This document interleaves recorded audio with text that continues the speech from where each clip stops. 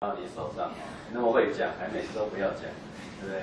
好，那接下来呢，我们下一个议程应该就是由我来帮各位介绍一下我们系上的一些简介哈。好，那我们就不浪费时间，我们就赶快开始哈。那我在想说，如果我的报告当中，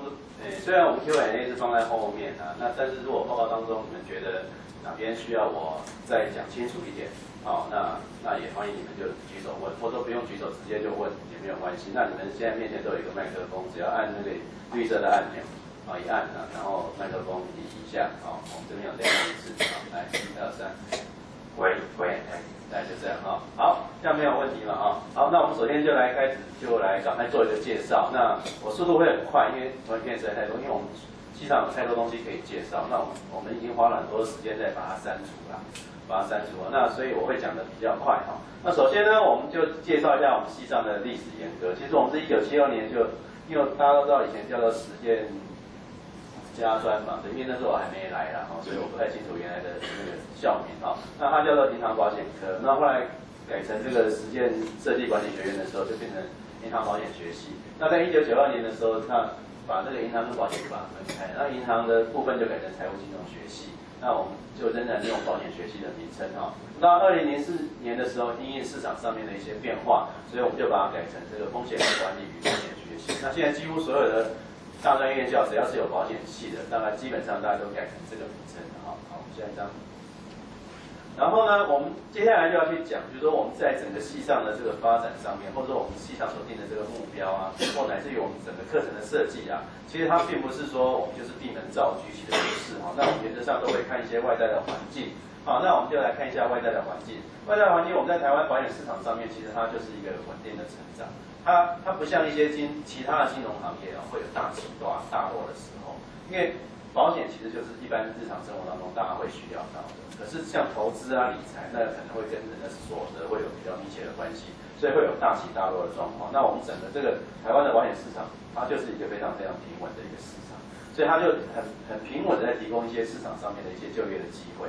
那另外第二个大家可能要特别注意到，就是大陆保险市场的快速扩充。那因为大陆的保险的整个knowledge事实上它可能还落后我们很多年。那当然他们沿海城市最近进步的非常快。那可是他们对于保险行销管理人才的需求，其实也是大量在增加。那我们台湾有很多的这个人才，基本上都已经怎么样？都已经在大陆那边就是等于是被挖角过去了所以事实上也造成了，就是说那边其实也缺人，台湾这一部分其实也有蛮大的一个一个就是被挖角的一个风险在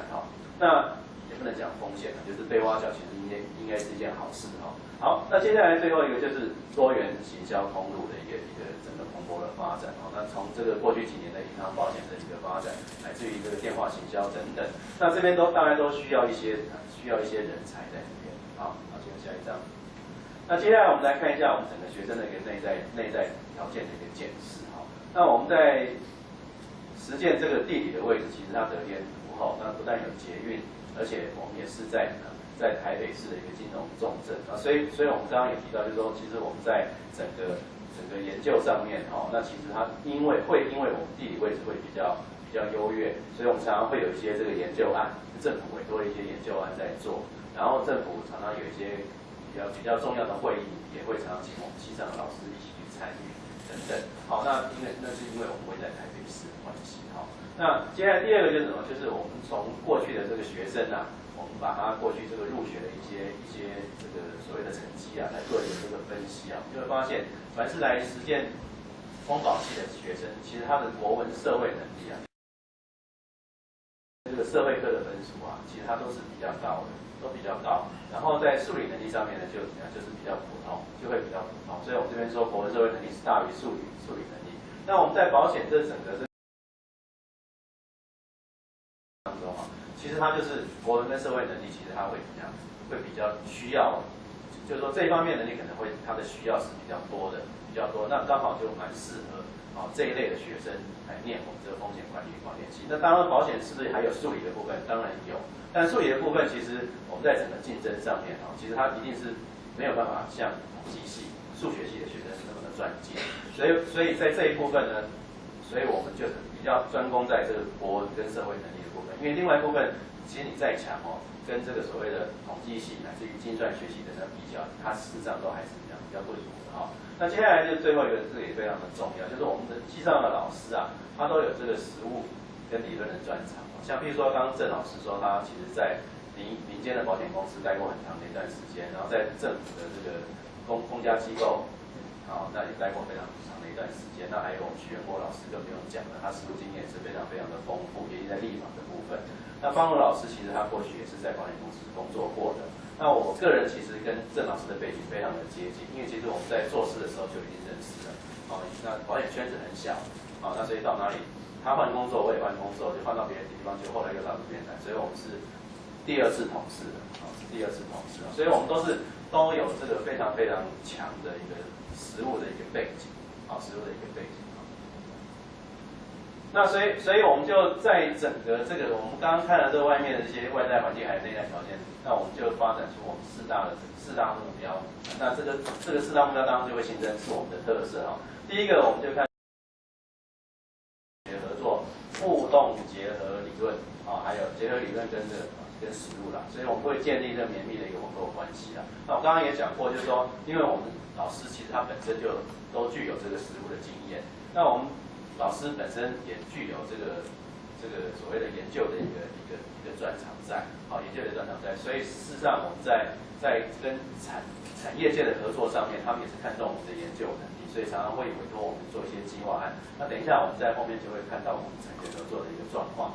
那接下来我们看到左上角的部分那就是培养保险行销、保险行政跟保险理财三大基层人才，满足企业用人需求那这个也是我们在经过一些调查之后，还有这个我们刚刚所看到的那个所谓外在环境跟内在条件的一个审阅之后呢，那我们系上呢就发展出就是我们认为说我们的学生可以培养他成为一个保险行销、保险行政跟保险理财三大基层人才的一个需求。那其实我们学生在整个培养当中其实我们当然都是培养他一些所谓的刚刚我们所讲的基本功，所以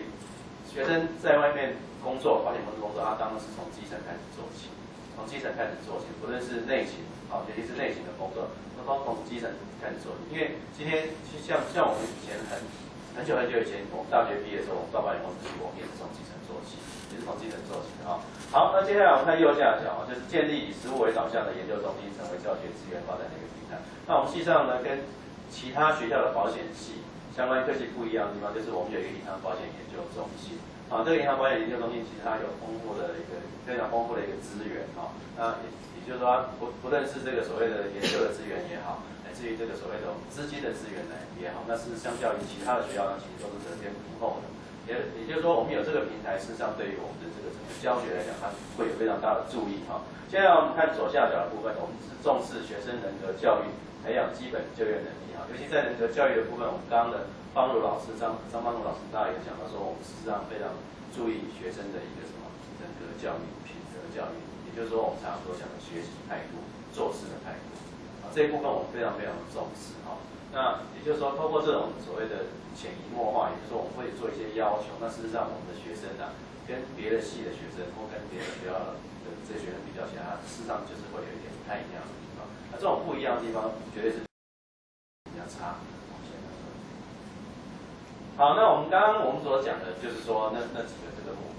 目标这些目标我们到底要怎么做？其实我们都会有一些做法。这些做法都非常的务实。那尤其是譬如说我们在讲目标1的时候，我们刚刚有讲过说我们要强化这个产学的合作，因为基本上是互动，因为我们不希望我们的学生在整个学习过程当中，他跟这个所谓实务是脱节的，所以我们必须要去建立这个所谓产学合作，大家要有互动。什么叫产学合作呢？就是我们学校跟保险公司之间要有非常非常绵密的一个互动。那于是我们就会知道说你们需要什么，到底要我们就是培养一个什么样的一个学生。那所以我们就会有一个产学合作的计划。那这些产学合作计划，事实上我们会跟很多的保险公司都会签约，然后会有这些产学合作的计划。那于是我们学生就可以在整个这个学习过程当中接触到我们所谓的实务界。所以我们在第4个从以下数过来第4个，我们会有一个在业弹性学习跟实习那也就是说，同学在大四的时候会提供很多的一个所谓实习的机会。那这些实习的机会呢，不但有薪水可以领，而且将来呢，如果说你认为说这家公司是适合你，甚至都可以留下来，就在那边就业了，啊。好，接下来下一张照片。那我刚刚有讲过说，我们要跟产业界要有非常绵密的互动，那这个就是一个基本，就是比如说我们开设的实务讲座式的课程。那我们这些实务讲座式的课程呢，大家可以看到这整个数据啊，从94年一直到99学年度啊，那我们在整个这个所谓的这个请的这个人次来讲的话，现在非常多次，非常多。就是我们常常在利用一些课堂的时间呢，我们会怎么样？会请一些这个产业界的一些比较高阶的这个领导人，来到我们的课堂上面跟学生一起分享他们实务上面的一些经验。那从这个实务分享当中，事实上学生可以接触到说，原来我们整个这个保险的前景大概是怎么样。然后这些来演讲的这些主管，他们也会知道说我们实践学的到底是怎么样。那所以常常就会有一些，就会有一些这个同学就业的机会就会发生。也就是说，他们常常就会觉得我们学生不错，那可能怎么样，将来就会提供我们一些就业的机会那这个大概就是一些，基本上就是我们请外面的实务专家来做一些演讲的时候一些活动的一些照片。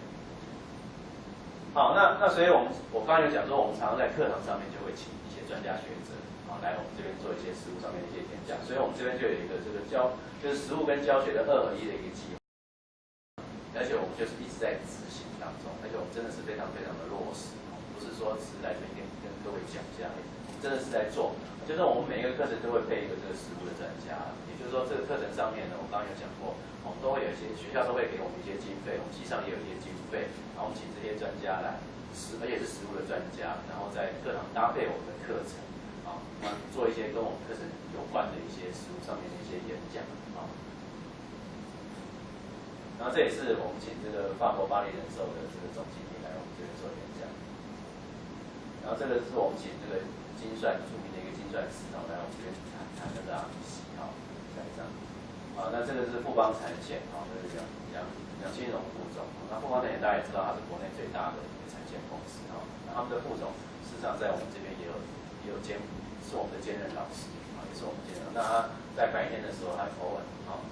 尔也会到我们的课堂上面做一些这个实务上面的一些演讲然后这是台新银行的这个财务长台新银行财务长来我们这边演讲。然后这个就是我们应该是去年大概相当于最近就去年的这个时候，那我们请了那个当时的这个金管会的主委陈冲来我们这边演讲。那现在他是行政院的副院长，对我们整个保险的发展也是非常支持。那我们这边呢，就稍微秀一下，就是我们目前为止大概其实这边我们并没有把它全部列上去因为限于画面的关系所以我们就列了一些我们正在执行的一些计划那包含了就是我刚才讲过，我们有一个产学，就是有一个这个卡比普的银行保险研究中心，那是我们系上的一个研究中心那另外还有就是我们跟国泰金控、国华人寿宝华中心星光产险三商美邦国东森保代就是电子行销的部分，还有华银保代，还有富邦人寿、泰安产险。大家可以看到这几家保险公司，基本上在我们国内都是非常有名的保险公司，都是数一数二的保险公司。那我们跟它都有所谓的产学合作。那我们这种产学合作，其实我们都是比较实质面的在执行。其实我们有很多学校跟人家签产学合作，原则上就是签个约，然后学生怎么样去公司参访，就结束了。那我们的产学合作，其实我刚才讲了，它非常注意那个执行面，就是刚刚徐元国老师讲说，我们非常注重实践。也就是说，我们这种产学合作，原则上它一定会有一个所谓的后面一定会搭配的一个实习。那实习完之后，可能就会有所谓的跟就业有关系的一些机会存在。那所以它不是仅止于参访，所以学员就在这个产学合作当中呢，他可以学到非常多的东西。好，这个是我们当初在成立我们的银行保险研究中心的时候，因为法国巴黎人寿捐给我们这个银行保险研究中心1000万，所以我们就有比较多的这些资金来推动一些研究跟教学。好，这是我们在跟保险事业发展中心在签这个产学合作的一个计划。这个是我们跟国华人寿。那是我们跟东森访谈啊，因为他们在电视上面卖保险。啊，电视上卖保险，那当然我们不是把我们的学生推去电视上面卖保险，不是啊，就是说他们这些。